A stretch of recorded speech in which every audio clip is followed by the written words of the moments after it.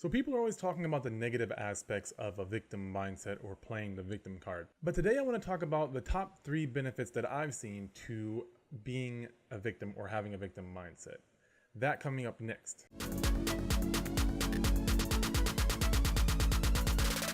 Hey guys, I'm the Philosopher and welcome to a little bit of a different episode of FGC Philosophy. This is where I help you guys level up inside and outside the virtual arena by talking about topics or having guests on the show that I think we can all benefit from. Today has to do with the victim mentality. So what we're going to be going over is what I mean when I say a victim, the top 3 benefits of a victim mindset, and why this is important in the first place. So what do I even mean when I say a victim or a victim mindset? So before I talk about that, let's talk about what I'm not talking about, because that's really important. So first off, I'm not talking about someone who has been a physical or a mental victim of somebody else, someone who's been a victim of bullying or attack or anything worse or around that area. So let's get that out of the way right now for all the people who are ready to type angry letters to me. I'm not talking about those people. What I am talking about is people who actively put themselves in a mindset. People that think that life happens to them rather than for them. People who are at the effect of certain events, thoughts, beliefs, emotions, perceptions that hold them back.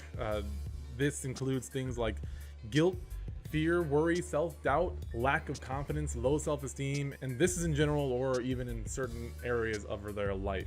Again, not talking about people who are literal victims of something. I'm talking about people who put themselves in a mindset that things are happening to them. So what might that look like in the FGC?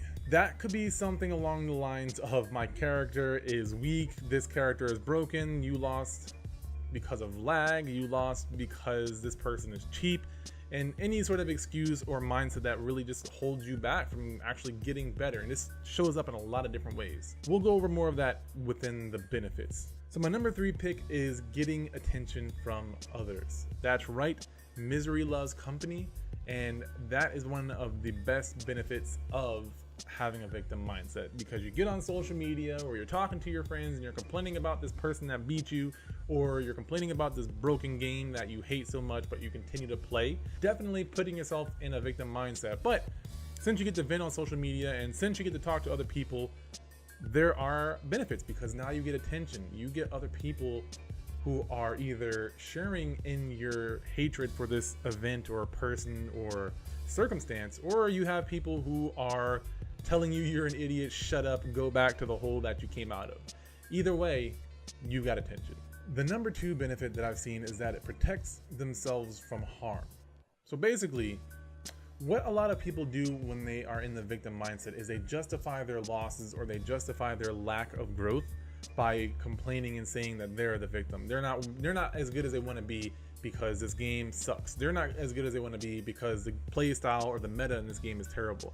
They're not as good as they want to be because the character they want to play is just terrible, or there's too many other OP characters that they don't like, so on, so forth, yada yada yada. They try to convince themselves and others that it isn't their fault that they lost. Especially in America, we're very egocentric, and I know this conversation is going on right now with Punk posting about this America versus Japan, and it's super relevant. A lot of people in America, they want to protect their ego more than they want to get better. So a lot of people aren't willing to humble themselves to get better. Instead, they want to protect their ego, and so they want to justify their losses any way they can.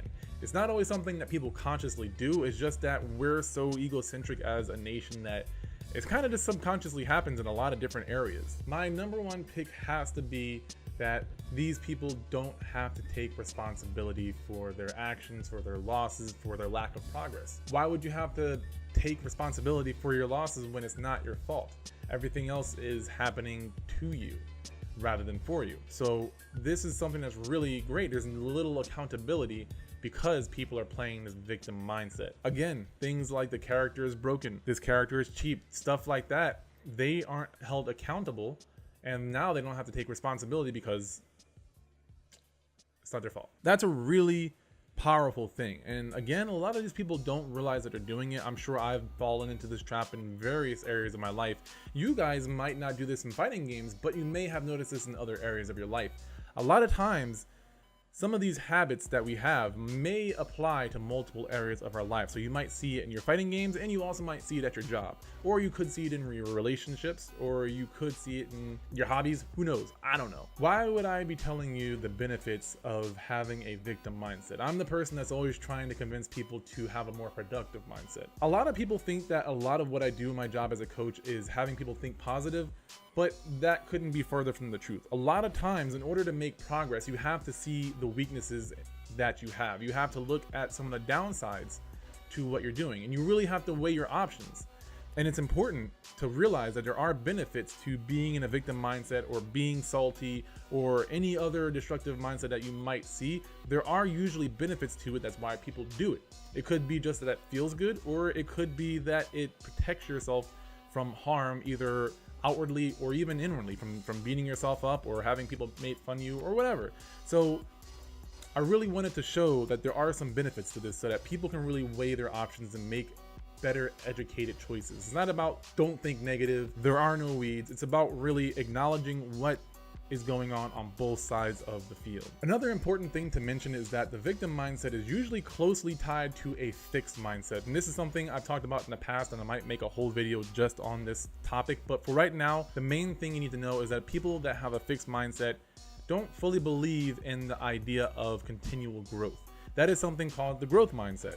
And a lot of people with the victim mindset naturally lean towards a fixed mindset, and it's really hard to get out of that, especially when you are playing the victim. One really good book that I recommend is called Mindset: The New Psychology of Success. This book was written by Carol Dweck, and it's been a very fascinating book so far. I've actually been listening to it through Audible, which is really good, and it's narrated by the author, so that makes it even more relatable. So if you guys are like me and you travel a lot, or you're busy, or you exercise and you like to listen to audiobooks rather than reading all the time, I definitely recommend checking out Audible. I have a link down below. It does help me out, full disclosure, but I use this app every day of my life. It is a godsend. I listen to books by like Neil deGrasse Tyson, tons of personal development books that I've referenced in the past. So it's not something that I don't use myself, but if you are curious, link down below. The last thing that I find very fascinating is that a lot of people who are trying to really let go of the victim mindset also wind up tilting a lot less.